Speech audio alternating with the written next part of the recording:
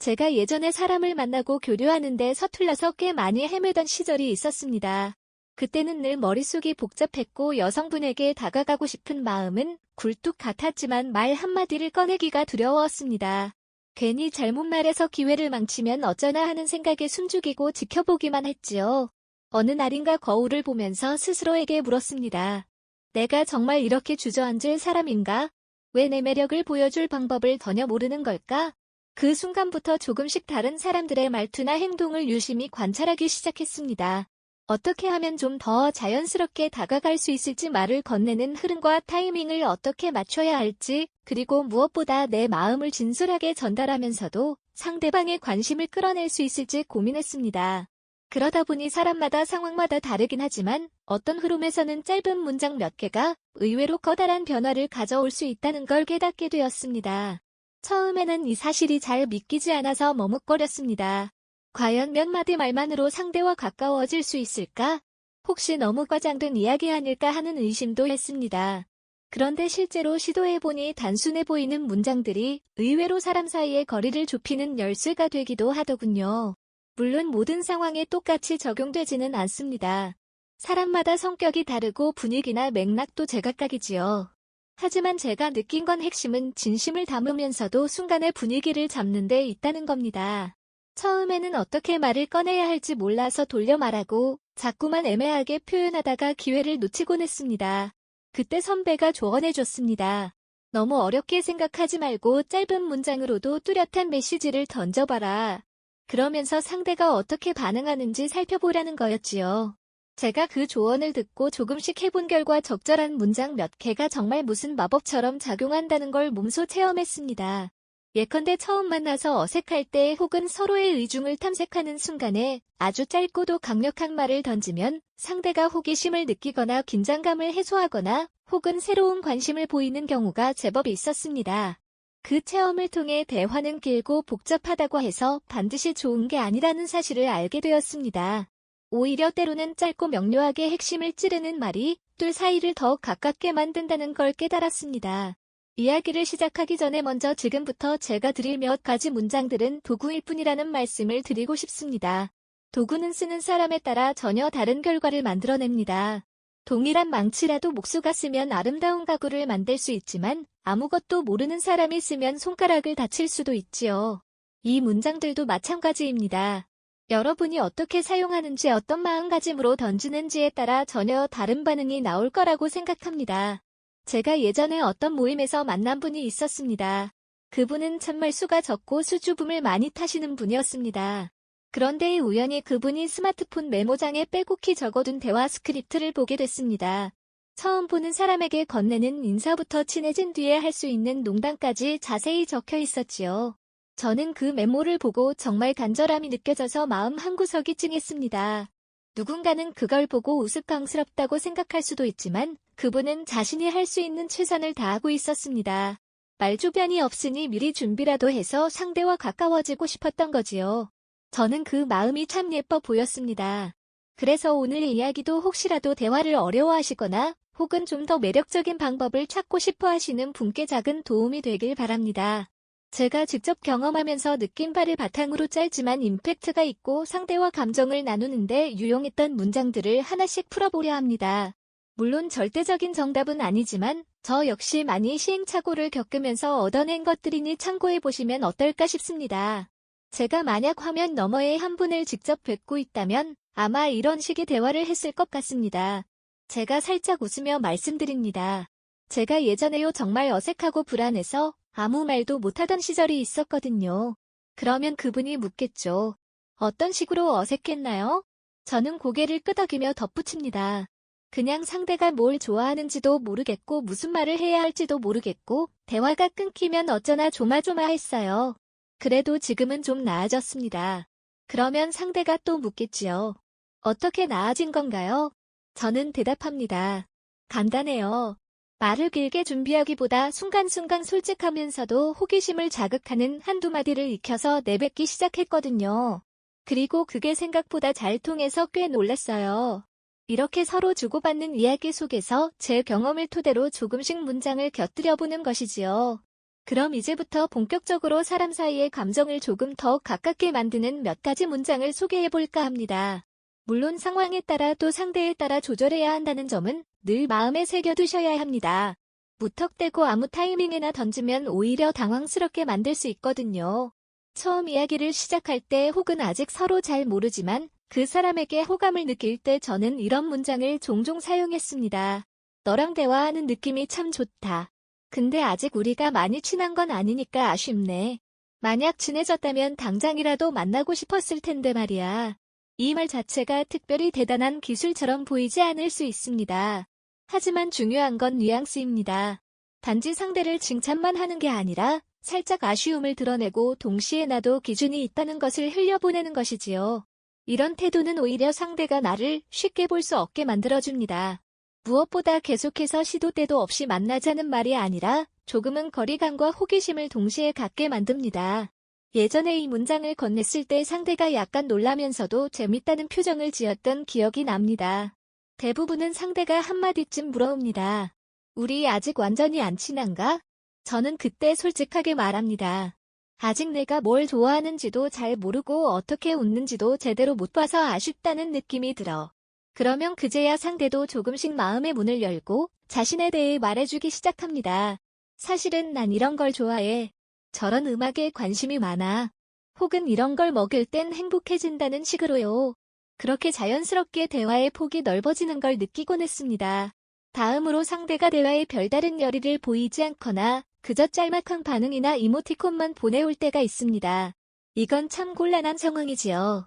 사실 대화를 주도적으로 이끌고 싶은데 상대가 무성의하게 굴면 허탈하기도 합니다. 이럴 때는 아주 단호한 어조는 아니지만 살짝 감정을 표현하는 말이 유효했습니다. 이모티콘만 보내면 나 혼자 말하는 기분이라 조금 서운하다. 혹은 이모티콘 말고 내 생각을 듣고 싶다. 이런 식이지요. 짧게 표현하되 상대가 내 감정을 인지하도록 하는 것이 포인트입니다. 제가 옛날에 좋아하던 분이 있었는데 그분이 워낙 바쁘기도 했지만 늘 이모티콘 몇 개로 대화를 끝내곤 했습니다. 처음에는 나한테 관심이 없는 건가 싶어 꽤 상처받았습니다.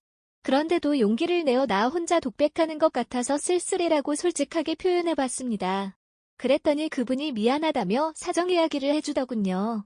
사실 요즘 엄청 바쁜 일이 있어서 길게 답장할 틈이 없다고요. 그 뒤로는 조금씩 변했습니다. 본인도 미안했는지 귀찮아하지 않고 이것저것 이야기를 덧붙여주더군요. 이런 작은 계기를 통해 오해가 풀리고 마음의 거리가 가까워지는 경험을 했습니다. 그 다음은 좀 더 적극적으로 다가가고 싶은 순간에 쓸 수 있는 문장입니다. 가령 제가 상대와 이미 어느 정도 감정적 교류를 나누고 있고 다음 단계로 좀 더 가까워지고 싶을 때 저는 장난스럽지만 직설적인 말을 던지곤 했습니다. 지금 여기 아무도 없으면 살짝 키스해보고 싶어. 이렇게 말하고 나서 상대의 반응을 살피면 만약 상대가 웃으며 볼을 붉히거나 약간 쑥스러워하는 듯 보인다면 살며시 다가갈 수 있는 신호일 수 있습니다. 하지만 혹시라도 거부하거나 난처해야 하는 기색이 보이면 유머러스하게 넘어가는 거지요. 아, 농담이야. 그렇게 진지하게 받아들이지는 않았지라는 식으로 상황을 완화합니다. 제 친구 중 한 명은 이것을 너무 진지하게 던졌다가 크게 민망해했던 일이 있습니다. 상대가 깜짝 놀라서 그 뒤로 거리를 뒀다고 하더군요. 제 생각엔 이 문장을 쓸 땐 반드시 상대와 어느 정도 호감이 쌓였고 장난스럽게 주고받는 분위기가 형성되어 있어야 합니다. 섣불리 초반부터 사용하면 오히려 역효과가 나기도 하니까요.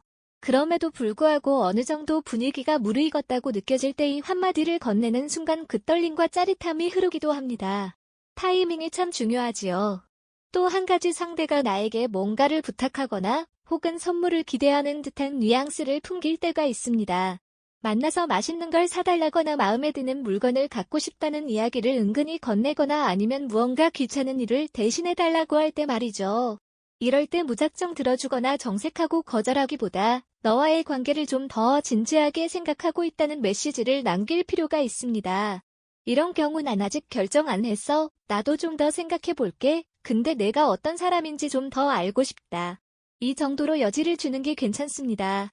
상대가 날 시험하든 무리한 요구를 한다면 그냥 미소 지으며 가볍게 넘길 수도 있습니다. 제가 좋아했던 문장은 이런 식이었습니다. 그건 좀 더 생각해봐야겠네. 다음번에 만나서 나를 더 설득해봐. 이렇게 말하면 상대가 저를 가볍게 보지 못하게 됩니다.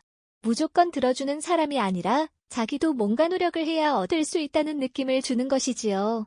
그리고 실제로 만나서 서로에게 조금 더 진솔하게 다가간다면 자연스럽게 요구사항이 조율되고 둘 사이가 좀 더 균형을 갖추게 됩니다. 예전에 저도 마음에 드는 여성분이 뭔가 부탁하면 항상 열과 성을 다해 들어주곤 했습니다. 그런데 돌아보니 그러다 보니 오히려 제 가치를 상대가 낮게 보는 경향이 생기더군요. 그래서 어느 순간 나도 쉽게 움직이지 않고 나름의 기준을 갖는 태도를 취하기 시작했습니다. 그때부터 더 건강한 관계를 형성할 수 있었던 것 같습니다. 그리고 우리가 가끔 놓치기 쉬운 점이 있는데 바로 적당한 선에서 거절하거나 거리를 두는 것이 오히려 매력을 높일 때가 있다는 사실입니다. 모든 걸 예술하고 대답하면 상대가 너무 쉽게 생각하기도 하고 긴장감이 사라지기도 합니다. 그래서 제가 즐겨 쓰는 또 다른 문장은 이 말은 상대가 적극적으로 반응해 올 때 한 번쯤 살짝 선을 그어주는 용도로 사용합니다. 덥석 받아들이기보다 나도 이 만남에 진심을 담고 싶으니 성급하게 결론 내리지 말자는 메시지를 전하는 거죠. 어떤 분들은 이런 태도가 일부러 튕기는 것 아니냐고 볼 수도 있습니다. 하지만 제 경험상 정말 좋다면 오히려 천천히 알아가고 싶은 마음이 큽니다. 하루 이틀 만에 불타오르다 식어버리는 만남이 아니라 서로의 생각과 성향을 차근차근 살피면서 오래도록 함께할 수 있는 관계가 되길 바라기 때문이지요. 그래서 차분하게 기다릴 줄도 알고 상대에게 나를 조금씩 열어가는 과정을 소중히 여기는 편입니다. 이 말을 건넸을 때 상대는 내가 가벼운 사람이 아니라는 느낌을 받습니다. 그리고 더 깊은 이야기를 하고 싶어지거나 오히려 본인도 진지하게 생각하게 되는 경우가 있습니다. 마지막으로 함께 있는 자리에서 분위기가 무르익었고 정말 좀 더 친밀한 관계를 바라게 되었을 때 꺼내는 문장이 있습니다. 우리 집에 잠깐 들러서 쉬었다가 갈래. 근데 오래 머물긴 힘들 거야. 내가 이따 처리해야 할 일이 좀 있거든. 이런 뉘앙스이지요. 이건 사실 상대가 이미 나에게 상당한 호감을 느끼고 있고 둘 사이의 신뢰감이 어느 정도 생겨야 쓸 수 있는 말입니다. 아직 그저 스쳐가는 사이거나 상대가 별 감정을 보이지 않는다면 무리수겠지요. 제가 이런 말을 던졌을 때 상대가 흥미를 보이면서도 혹시나 부담스럽거나 위험하게 느낄 수 있습니다. 그래서 바로 오래 머물러도 괜찮다고 하면 더 큰 부담이 될 수 있어요. 차라리 시간이 많지 않아서 잠깐만 들러 쉬었다 가자라고 하면 안전장치가 생기지요. 상대도 너무 심각하게 생각하지 않고 가볍게 호기심을 갖고 따라올 수도 있습니다. 물론 모든 상황이 다 그런 건 아닙니다. 어떤 분들은 집에 간다는 말 자체로 부담스러워할 수도 있으니 반드시 서로 충분한 신뢰를 쌓은 뒤에 꺼내야겠지요. 제가 말하는 이 6가지 문장이 마치 전부인 양 보이지만 사실 대화는 이외에도 엄청나게 많은 변수가 있습니다. 그리고 무엇보다 중요한 건 여러분이 문장들을 쓸 때 어떤 태도와 표정, 목소리 톤을 사용하는가 하는 점입니다. 같은 문장이라도 누구의 입에서 어떤 표정으로 나오느냐에 따라 전혀 다른 인상을 줍니다. 예를 들어 농담처럼 가볍게 말할 문장을 무뚝뚝하게 말하면 상대가 당황할 수 있고 진지하게 말해야 할 순간에 장난스러운 태도로 나오면 오히려 관계가 흐트러질 수 있습니다. 그래서 제가 늘 강조하는 게 대화는 결국 전체적인 분위기와 태도로 완성된다는 겁니다. 옛날에 어떤 분이 저한테 물었습니다. 형님 그냥 이 문장들만 달달 외워서 툭툭 던지면 되는 거 아니에요? 저는 웃으면서 아니 그건 오히려 역효과일 수도 있다고 답했습니다. 문장을 외워서 기계처럼 뱉으면 상대가 금세 눈치챕니다. 왠지 인공적인 느낌이 들고네 진짜 마음은 숨겨져 있다는 인상을 줄 수 있지요. 그러면 그분이 또 물었습니다. 그럼 어떻게 해야 되는데요? 저는 말했습니다. 진심이 우선이라고. 왜 내가 이 말을 하고 싶은지, 왜 이 타이밍에 이 메시지를 전하고 싶은지 스스로 알고 있어야 자연스러운 표현이 나온다고 말이죠. 그렇다면 이 문장들을 언제 어떻게 사용해야 자연스러운지도 궁금하실 겁니다. 제 경우에는 상대와 대화를 하다가 타이밍이 떠오를 때가 있습니다. 예컨대 상대가 나에게 이모티콘만 보내거나 짧은 말로 일관할 때 지금쯤이면 내가 살짝 서운함을 표현해도 되겠다 싶으면 단문으로 그 불만을 우스갯소리처럼 드러냅니다. 혹은 이미 호감이 상당히 쌓인 상태에서 장난스럽게 상대에게 키스하고 싶다는 뉘앙스를 전하고 싶으면 주위 환경이나 상황을 살피고 지금이라면 신뢰가 되지 않을 것 같다는 순간이 오면 짧게 던집니다. 가장 중요한 건 내가 먼저 분위기를 감지하는 능력을 길러야 한다는 겁니다. 혹시 누군가가 이렇게 묻는다면 어떨까요? 다 좋은데 나는 이런 말을 할 때마다 떨리고 목소리도 떨려서 상대가 눈치채는 것 같다. 어떻게 하면 극복할 수 있느냐고. 저는 이렇게 대답할 겁니다. 떨리는 건 당연한 거다. 나도 예전엔 종종 목소리가 갈라졌고 가슴이 쿵쾅거려서 말이 잘 안 나올 때도 있었다. 그런데 계속 시도해보면서 깨달은 건 그 떨림이 오히려 매력적일 때도 있다는 사실이다. 상대가 내 진심을 느끼면 그 어색한 떨림조차 인간적인 호감으로 이어질 수 있다. 다만 떨린다고 해서 완전히 문장을 잊어버린다거나 한참을 머뭇거리다 말을 엉망으로 섞어버리면 아쉽겠지. 그러니 6문장 모두를 외우기보단 상황마다 하나씩 떠올려서 말해보는 연습을 해보라. 그리고 직접 부딪혀보면 어느 순간부터는 제법 자연스럽게 입에서 나오게 된다. 대화를 이어가다 보면 저도 말이 길어지고 싶어지지만 사실 가장 핵심은 간결함이라고 생각합니다. 요즘은 스마트폰으로 서로 빠른 속도로 대화하는 시대이기도 하고 너무 장황하게 메시지를 보내면 읽다가 질릴 수도 있습니다. 그러니까 중요한 순간에는 짧고 확실하게 상대에게 내 감정을 전해보는 거지요. 그러면 의외로 상대가 그 짧은 한마디에 큰 인상을 받고 호기심을 가질 수 있습니다. 내가 왜 이런 말을 했지? 이 사람은 지금 무슨 생각을 하고 있지? 이런 의문을 느끼면 대화가 깊어질 계기가 생기는 셈이죠. 그렇다고 해서 이 6문장만 있으면 모든 것이 해결된다는 건 아닙니다. 사람 사이의 관계는 단순한 공식이 아니라 수많은 변수가 얽혀있기 때문입니다. 다만 제가 경험으로 깨달은 건 어느 정도 공감대가 형성된 뒤에 자그마한 임팩트를 줄 수 있는 말들이 의외로 중요하다는 겁니다. 서로가 자연스레 호감을 확인하고 그 다음 단계로 나아가도록 분위기를 조성하는 데 도움이 되지요. 그리고 이 과정을 거치면서 나도 점점 성장하게 됩니다. 처음엔 눈치 보며 한마디 뱉기 어려웠던 사람이 어느샌가 상황과 분위기에 맞춰 말을 건네고 적절히 농담을 치고 때로는 단호하게 태도를 보이면서 매력을 발산하게 됐거든요. 그러다 보면 나중엔 굳이 준비한 문장을 쓰지 않아도 자연스럽게 내 안에서 흘러나오는 멘트들이 생깁니다.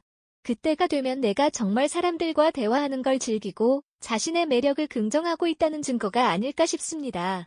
과거에 한 번은 제가 좋아하던 분에게 수많은 말을 준비해놓고 만났다가 막상 밥을 먹으며 대화를 하다 보니 다 잊어버린 적이 있었습니다. 아주 난감했지요. 그런데 의외로 준비 없이 이야기하니까 오히려 더 제 본 모습이 드러났고 그게 매력적으로 다가갔는지 그분이 나중에 솔직해서 좋았다고 말하더군요. 그때부터 알았습니다. 어떤 말을 할지가 전부가 아니라 어떤 마음으로 그 말을 하느냐가 진짜 중요한 거구나. 물론 오늘 말씀드린 짧은 문장들은 그 마음을 좀 더 효과적으로 전달하는 수단인 거고요. 그래서 여러분께 말씀드리고 싶습니다. 6문장은 결국 수단이자 도구입니다. 이를 통해 상대에게 다가가는 길이 조금 수월해질 수 있지만 결국에는 여러분 각자의 이야기가 필요합니다. 왜 이 말을 하고 싶은지, 어떤 마음으로 이 자리에 있는지, 그리고 정말로 이 사람을 알고 싶고 함께 하고 싶다는 진심이 있어야 이 말들이 빛을 발할 수 있다고 생각합니다. 말은 그저 시작일 뿐입니다. 그 다음에는 눈빛, 표정, 말투 그리고 행동이 이어져야 합니다. 물론 저도 완벽하지 않습니다. 여전히 실수하고 괜한 말을 해서 상대를 당황케 할 때가 있습니다. 하지만 분명히 예전보다는 훨씬 자유롭게 대화할 수 있게 되었습니다. 사람을 만나고 그 사람을 느끼고 유쾌하게 웃을 수 있는 기회를 스스로 만들어가는 과정이 참 즐겁다는 걸 깨닫게 된 거죠. 그리고 그 출발점에 오늘 이야기했던 몇 마디 문장들이 있었습니다. 적당한 순간에 던져지는 농담, 애교 섞인 책임 추궁, 살짝 도발적인 제안 같은 것들이 때론 거대한 장벽을 허무는 열쇠가 되었지요. 예전에 제가 아끼는 후배가 있었습니다. 그 후배도 참말 주변이 없었는데 어느 날 갑자기 저를 찾아와서 이렇게 말하더군요. 형님이 가르쳐준 그 한마디가 진짜 성공했어요. 그래서 제가 궁금해서 물었습니다. 어느 문장을 썼는데 그 후배가 웃으며 대답했습니다. 여자분이 이모티콘만 잔뜩 보내길래 나 혼자 말하나 싶어서 조금 섭섭해라고 솔직하게 말했는데 그 뒤로 대화가 확 바뀌었다는 거예요. 서로 오해가 풀리고 상대방도 미안해하며 조금 더 적극적으로 대화를 해줬다는 겁니다. 그 말 한마디가 사실은 자신의 존재감을 상대에게 확실하게 각인시켜준 순간이었다고 느꼈다더군요. 그 이야기를 듣고 저도 흐뭇했습니다. 결국 중요한 건 말뿐 아니라 그 말에 담긴 진정성이었습니다. 후배는 꽤 오랫동안 쌓인 답답함이 있었기에 그 솔직한 한마디가 더욱 파급력을 발휘했다고 느낍니다. 그러니까 6문장이든 그 이상의 문장이든 결국에는 나의 감정과 의도를 얼마나 솔직하고 자연스럽게 반영하느냐가 관건입니다. 그냥 외워서 기계적으로 꺼내면 상대도 쉽게 감지할 테니까요. 그렇다면 누군가는 이렇게 묻겠지요.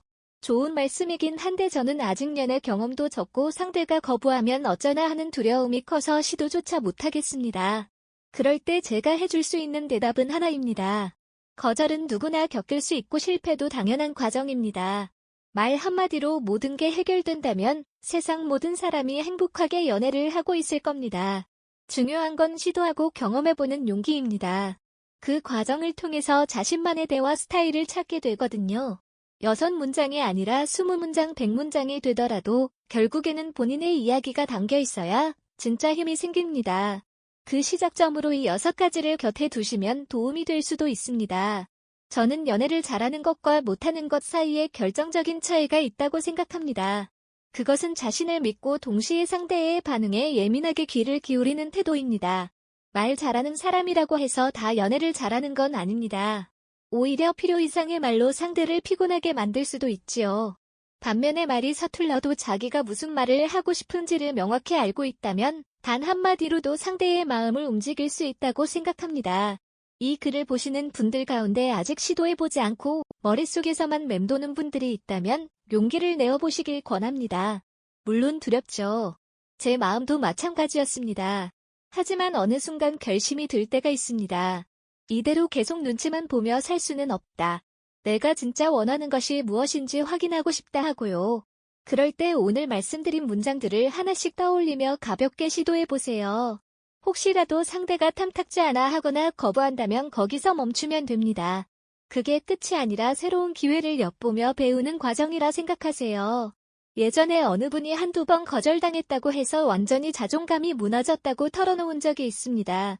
저는 그분께 말했습니다. 그 거절이 꼭 당신의 전부를 부정한 건 아니라고요. 그냥 서로 맞지 않았거나 타이밍이 어긋났을 수도 있고 혹은 상대가 미처 당신의 매력을 발견하지 못했을 수도 있습니다. 그리고 그 상황을 바탕으로 다음번에 더 나은 방식을 고민해 볼 수 있잖아요. 이렇게 말했더니 그분이 눈물을 훔치며 고개를 끄덕이더군요. 이후로 조금씩 다시 용기를 내보겠다고 다짐했습니다. 이렇듯 사람 마음은 참 미묘합니다. 거절당하면 상처받고 또 작은 관심에도 쉽게 들뜨고 저 역시 수많은 감정을 겪어왔습니다. 그러면서 한 가지 확실히 깨달았습니다. 큰 변화를 만드는 건 사실 대단한 말이 아닙니다. 오히려 내 안에 가득한 진심을 짧게라도 어떻게 표현해내느냐가 훨씬 중요한 문제라는 거요. 제가 했던 말 중에 딱 이 한마디가 상대의 마음을 열게 한 적이 있습니다. 오늘 너무 피곤해 보여서 걱정됐는데 그래도 내 미소를 보니 마음이 놓인다. 별것 아닌 말처럼 보이지만 제가 정말 그분을 신경 쓰고 있었다는 마음이 담겨 있었습니다. 그걸 상대가 느꼈고 대화가 한층 편안해졌습니다. 그러니 꼭 오늘 이야기한 6문장이 아니더라도 여러분만의 말을 만들어 보세요. 사실 제가 드린 문장들은 일종의 예시입니다. 앞서 말했듯이 목수의 망치 같은 거예요. 잘 쓰면 멋진 결과물이 나오지만 그 도구를 어떻게 휘두르느냐는 전적으로 여러분의 몫입니다. 그리고 망치를 쓰는 사람이 그 일에 애정이 없다면 대충 두드리다가 작품은커녕 일찍 포기하고 말겠지요. 연애도 같습니다. 내 마음이 간절하고 내가 정말 알고 싶은 사람이 있다는 열망이 있어야 이런 도구도 빛을 발하기 시작합니다. 마지막으로 말씀드리고 싶은 건 대화는 두 사람 사이의 다리라는 점입니다. 혼자 다리를 놓고 혼자 건널 수는 없습니다. 상대도 어느 정도 걸어와야 합니다. 만약 내가 100마디를 던졌는데 상대가 단 한 발짝도 움직이지 않는다면 억지로 끌어당길 수는 없겠지요. 그럴 땐 아쉽지만 잠시 물러서서 내가 아닌 다른 사람과 대화가 잘 통하는지 지켜볼 수도 있어야 합니다. 모든 사람을 내 사람으로 만들 수는 없으니까요. 그 대신 한 사람이라도 진심으로 연결된다면 그 기쁨과 설렘은 굉장히 소중하겠지요. 여기까지 읽어주신 분들께 진심으로 감사드립니다. 오늘은 제가 그동안 경험하고 깨달은 바를 비교적 가볍고 유쾌한 분위기로 전해드리고 싶었습니다. 말 한마디가 만드는 변화에 대한 제 소소한 깨달음을 혹시라도 필요로 하는 분이 계실까 하여 이렇게 풀어보았습니다. 누군가에겐 이미 아는 내용일 수도 있고 또 누군가에겐 신선한 충격일 수도 있겠지만 부디 참고하셔서 본인만의 스타일을 만들어 가시길 바랍니다. 글을 마무리하기 전에 잠시 가상의 대화를 하나 상상해 보겠습니다. 제가 여러분 앞에 서서 따뜻한 목소리로 이야기하고 있다고 생각해 주세요. 제가 조심스럽게 말합니다. 혹시 지금까지 연애나 대화에서 늘 수동적이거나 소심한 태도를 보이셨나요? 그러자 여러분 중 한 분이 살짝 고개를 끄덕이며 조그맣게 대답합니다. 네, 좀 그래요. 자꾸 눈치만 보고 말을 못 꺼내겠더라고요. 저는 미소를 지으며 대답합니다. 그 마음 잘 알지요. 저도 예전에 그랬거든요. 그런데 한번 생각해 보세요.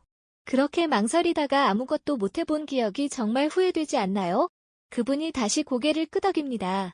네, 많이 후회되죠. 저는 천천히 말합니다.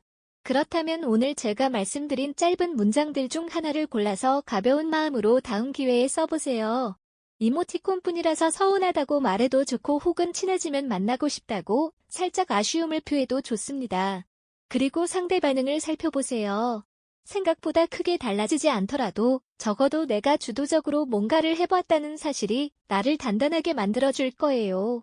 그러면 그분도 조금은 용기를 낸 표정을 지를지도 모릅니다. 이 상상 속 대화가 실제로도 이루어진다면 저는 참 뿌듯할 것 같습니다. 왜냐하면 사람과 사람 사이의 연결은 결국 작은 시도에서 시작된다고 믿기 때문입니다. 그 작은 시도가 거듭되면 언젠가 나를 가장 잘 이해하고 존중해주는 소중한 사람을 만나게 될지도 모르고 또 내가 상대를 깊이 이해하고 배려하는 사람이 될 수도 있겠지요. 그 과정에서 쓰이는 짧은 문장들은 단지 스쳐 지나가는 말이 아닐 겁니다. 그 말들이 실제로 우리 마음의 문을 여는 열쇠가 될 수도 있다는 걸 저는 여러 차례 경험으로 배웠습니다. 여러분께서도 그런 순간을 느끼실 수 있기를 진심으로 바랍니다. 제가 6가지 문장을 이야기했지만 결국엔 여러분 스스로가 또 다른 6가지 혹은 그 이상의 문장을 만들어내실 수도 있습니다. 그리고 그 문장들이 언젠가 어떤 사람에게 커다란 위로와 사랑의 신호가 될 수도 있고요. 그러니 부디 주저하지 마시고 용기를 내보시기 바랍니다. 물론 거절당하거나 실수할 수도 있지만 그 또한 소중한 인생의 경험 아니겠습니까? 계속 도전하다 보면 언젠가 서로를 깊이 이해하고 보듬어줄 사람을 만나게 될 거라고 저는 믿습니다. 오늘 제 이야기는 여기서 마치겠습니다. 길다면 길고 짧다면 짧은 글이었지만 혹시라도 마음 한쪽에서 공감되는 부분이 있었다면 더없이 기쁘겠습니다. 사람의 마음을 얻는 건 결코 쉬운 일이 아닙니다. 하지만 누군가를 진심으로 알고 싶어하고 그 사람과 함께 웃고 싶은 마음이 간절하다면 작은 시도라도 해볼 가치는 충분합니다. 그러니 6문장을 시작점 삼아 여러분만의 새로운 세계를 열어가시길 응원합니다. 그리고 언젠가 저에게도 좋은 소식 즐거운 이야기를 전해주시면 더없이 기쁠 것 같습니다. 이렇게 긴 글을 읽어주셔서 정말 감사드립니다. 여러분 모두 사람과 사람 사이를 잇는 대화에 즐거움을 늘 누리시길 바라겠습니다. 움츠려 있던 마음을 열고 상대의 반응에 귀 기울이며 내 감정을 솔직하게 표현하는 것. 그게 연애의 시작이고 어느 순간부터는 인생을 더욱 다채롭게 만드는 원동력이 된다는 걸 잊지 말아주셨으면 좋겠습니다. 부디 따뜻한 순간들이 늘 여러분과 함께 하시길 바라며 여기서 인사드리겠습니다. 감사합니다.